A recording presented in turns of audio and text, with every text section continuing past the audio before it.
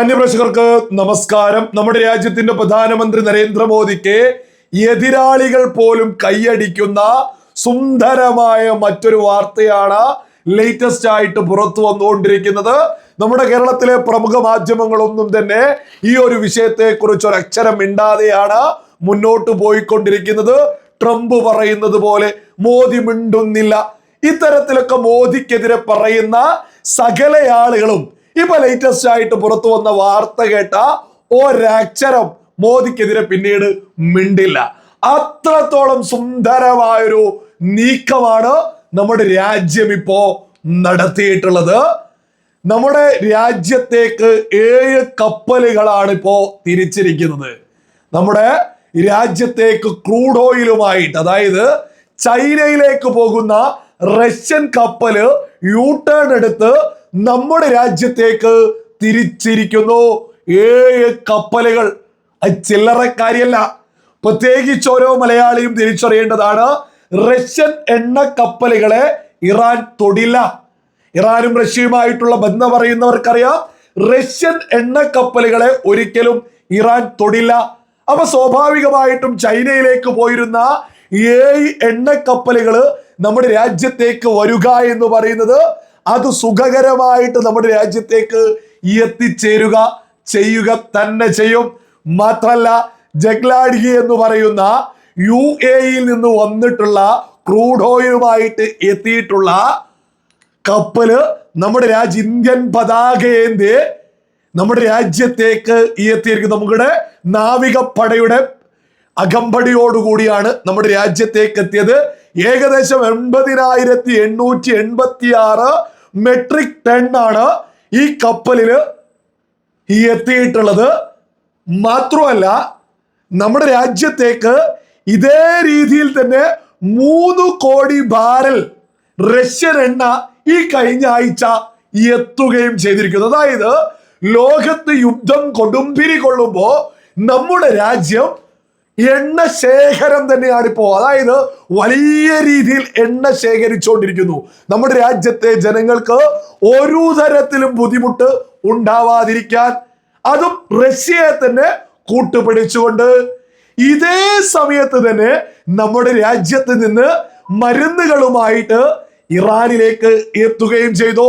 നമ്മുടെ രാജ്യം ഇറാന് വലിയ രീതിയിൽ മരുന്നുകൾ എത്തിച്ചു കൊടുത്തിരിക്കുന്നു. ഇതുമായി ബന്ധപ്പെട്ട് ഇറാൻ ഔദ്യോഗികമായിട്ട് തന്നെ ഇന്ത്യക്ക് നന്ദി പറഞ്ഞിരിക്കുന്നു. ഇതേ സമയം തന്നെ നമ്മുടെ രാജ്യത്തിന്റെ പ്രധാനമന്ത്രി നരേന്ദ്രമോദി ഇസ്രായേലിന് ഒപ്പമാണ് എന്ന നിലപാടും ഉയർത്തിപ്പിടിക്കുന്നുണ്ട്. ഇവിടെയാണ് പ്രത്യേകമായിട്ട് ഓരോ മലയാളിയും ചിന്തിക്കേണ്ടത്. ഒരിക്കൽ പോലും ഇസ്രായേലോ അമേരിക്കയോ ഇന്ത്യ ഇറാന് സഹായങ്ങൾ കൊടുക്കുമ്പോൾ ഒരു സമയത്ത് പോലും എതിരഭിപ്രായം അവർ ഒരു തരത്തിലും പ്രകടിപ്പിക്കുന്നില്ല. അതായത് ഇസ്രായേലും നമ്മുടെ രാജ്യവും വലിയ ഐക്യത്തില. ഇതേ സമയത്ത് ഇറാനിയൻ ജനതക്ക് നമ്മൾ മരുന്നെത്തിക്കുന്നു. ഒരു തരത്തിലും ഇസ്രായേലോ അമേരിക്കയോ എതിർക്കുന്നില്ല. അതേ സമയം തന്നെ ഓരോ മലയാളിയും ചിന്തിക്കേണ്ടതാണ്, ഇസ്രായേലിനൊപ്പമാണ് നമ്മുടെ പ്രധാനമന്ത്രി, നമ്മുടെ രാജ്യം എന്നുള്ളത് വലിയ പ്രഖ്യാപനം തന്നെ നടന്നിട്ടുള്ളതാണ്. എന്നിട്ട് ഒരു സമയത്ത് പോലും ഇറാൻ നമ്മുടെ രാജ്യത്തിനെതിരെയും ഒരു രീതിയിലുള്ള എതിരഭിപ്രായവും പ്രകടിപ്പിക്കുന്നില്ല. ലോകത്ത് യുദ്ധം കൊടുമ്പിരി കൊള്ളുക, അതായത് ഇറാന് ഇസ്രായേല് യുദ്ധം കൊടുമ്പിരി കൊള്ളുന്ന സമയത്ത് ഇറാനോ ഇസ്രായേലോ നമ്മുടെ രാജ്യത്തെ നിലപാടുകൾക്കോ പ്രഖ്യാപനങ്ങൾക്കോ എതിരെ ഒരക്ഷരം പോലും മിണ്ടുന്നില്ല. അതായത് മലയാളികൾ തിരിച്ചറിയാ, നമ്മുടെ രാജ്യത്തെ അവഗണിച്ചുകൊണ്ട് ഇസ്രായേലോ ഇറാനോ മുന്നോട്ട് പോവാൻ താല്പര്യപ്പെടുന്നില്ല. കാരണം അത്രത്തോളം മികവുറ്റ രീതിയിൽ നമ്മുടെ രാജ്യം ലോകത്ത് വളർന്നു എന്നുള്ളതാ ഇതിലൂടെ മലയാളികൾ തിരിച്ചറിയേണ്ടത്. നമ്മുടെ രാജ്യത്തെ അവഗണിച്ച് അമേരിക്കയോ ഇസ്രായേലോ അല്ലെങ്കിൽ ഈ പറയുന്ന ഇറാൻ ആർക്കും തന്നെ നമ്മുടെ രാജ്യത്തെ അവഗണിച്ച് മുന്നോട്ട് പോകാൻ താല്പര്യമില്ല. ഇതാണ് മോദിയുടെ നയതന്ത്ര വിജയം. നമ്മുടെ രാജ്യത്തേക്ക് നമുക്കറിയാം, സൗദി അറേബ്യയിൽ നിന്ന് എണ്ണക്കപ്പൽ ആദ്യഘട്ടത്തിൽ തന്നെ എത്തിയിട്ടുണ്ടായിരുന്നു.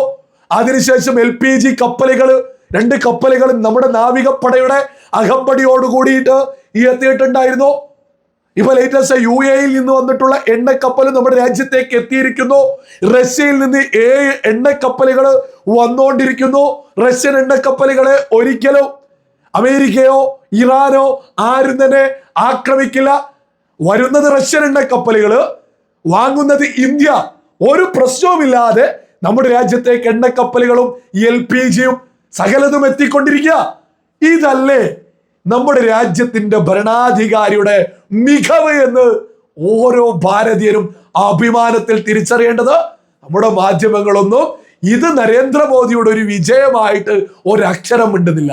അതേസമയം അവിടെ ഗ്യാസ് ഇല്ല, ഇവിടെ എണ്ണയില്ല, അവിടെ ഓയിൽ ഇല്ല, അവിടെ കപ്പൽ പിടിക്കുന്നു. ഏതോ കപ്പൽ ആരോ പിടിച്ചാലും അത് മോദിയുടേതും ഇന്ത്യയുടേതുമാണ് എന്ന് ഇവിടെ കുറെ മാധ്യമങ്ങൾ വിളിച്ചു പറയുന്നത്. അതേസമയം നമ്മുടെ രാജ്യം ഇത്രത്തോളം കൊടുമ്പിരി കൊള്ളുന്ന ഒരു യുദ്ധം കൊണ്ട് ലോകം തന്നെ ഭീതിയിൽ നിൽക്കുന്ന ഒരു സമയത്ത് നമ്മുടെ രാജ്യത്ത് സുന്ദരമായിട്ട്, നമുക്കറിയാം പുണ്യ റമദാൻ മാസമാണ് ഈ കടന്നു പോയിക്കൊണ്ടിരിക്കുന്നത്. നമ്മൾ പെരുന്നാളിലേക്ക് എത്തുക. ഈ സമയത്ത് ഈ രാജ്യത്തെ മുസ്ലിങ്ങള് സമാധാനത്തിലും സന്തോഷത്തിലും പെരുന്നാളിനെ വരവേൽക്കാൻ നിൽക്കുക. നരേന്ദ്രമോദി ഭരിക്കുന്ന ഭാരതത്തിലെ. അതേ സമയത്ത് പാകിസ്ഥാൻ എന്ന ഭീകര രാജ്യം മുസ്ലിം ഭൂരിപക്ഷ രാജ്യ, ഇറാൻ എന്ന രാജ്യം മുസ്ലിം ഭൂരിപക്ഷ രാജ്യ, അഫ്ഗാനിസ്ഥാൻ എന്ന് പറയുന്നത് മുസ്ലിം ഭൂരിപക്ഷ രാജ്യ, ഗൾഫ് രാജ്യങ്ങൾ ഏതെടുത്താലും മുസ്ലിം ഭൂരിപക്ഷ ഈ രാജ്യങ്ങളാ. ഇവിടെയുള്ള മുസ്ലിങ്ങള് പെരുന്നാൾ നിസ്കാരത്തിലേക്കൊക്കെ എത്തുന്ന സമയത്ത് എത്രത്തോളം ഭയത്തിലാണ് കാര്യങ്ങൾ അവിടെ മുന്നോട്ട് പോയിക്കൊണ്ടിരിക്കുന്നത്. അതേസമയം നരേന്ദ്രമോദി ഭരിക്കുന്ന, RSS ഭരിക്കുന്ന നമ്മുടെ ഭാരതത്തില് മുസ്ലിങ്ങൾ എത്ര സുന്ദരമായിട്ട് സമാധാനത്തിൽ സന്തോഷത്തിലാണ് പെരുന്നാളിലേക്ക് വരവേറ്റുകൊണ്ടിരിക്കുന്നത്. വലിയ സന്തോഷത്തിൽ കാത്തിരിക്കല്ലേ. ഇതിന് നരേന്ദ്രമോദിയോടും ഈ രാജ്യത്തെ ഭരണാധികാരികൾക്കും നമ്മൾ കൈയടിക്കണം.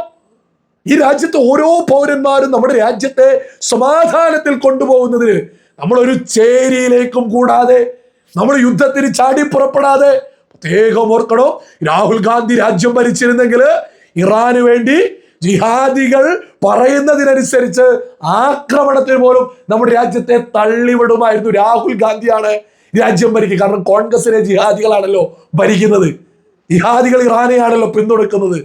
അതുകൊണ്ട് ഈ രാജ്യത്തെ അതിലേക്ക് തള്ളിയിടുമായിരുന്നു.